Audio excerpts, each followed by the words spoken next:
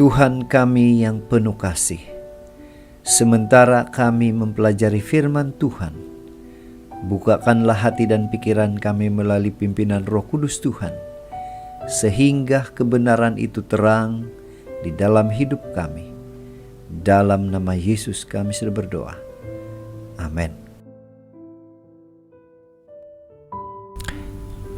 Shalom dan puji Tuhan saudara atas kebaikan Tuhan pada setiap kita, sehingga pagi ini kita masih boleh mendengarkan renungan yang bertajuk Dengarlah dan Balas Panggilan Tuhan. Bagaimana ini boleh berlaku dalam hidup kita?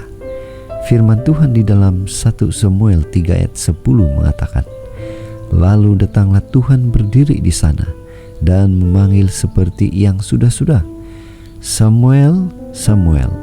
Dan Samuel menjawab, berbicaralah, sebab hambamu ini mendengar.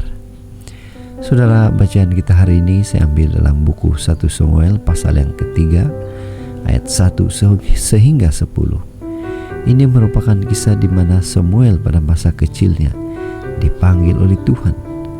Apa respon Samuel? Apa makna panggilan itu? Mari kita mulai dengan sebuah ilustrasi.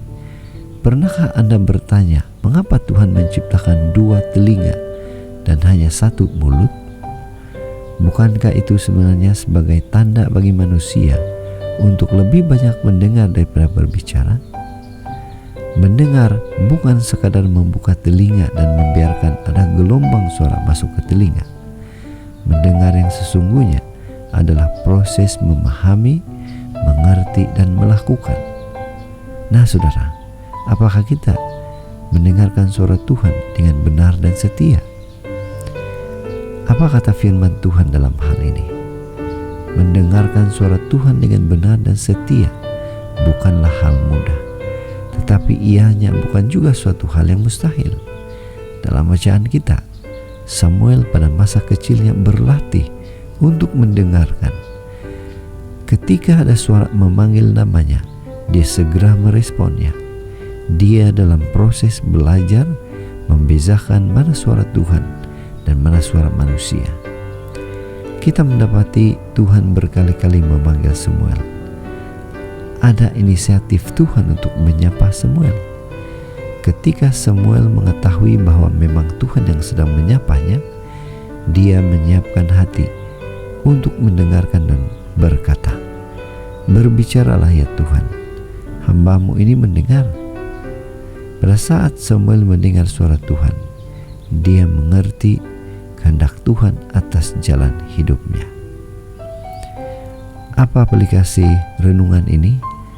Apakah kita seorang pendengar yang baik? Apakah kita merespon akan panggilan? Kita menghadiri kebaktian dan mendengar pemberitaan firman Tuhan, tetapi mungkin kita tidak mendengar suara Tuhan. Kita membaca Alkitab, tetapi tetap juga kita tidak mendengar suara Tuhan. Mari kita belajar mendengar yang benar seperti Samuel.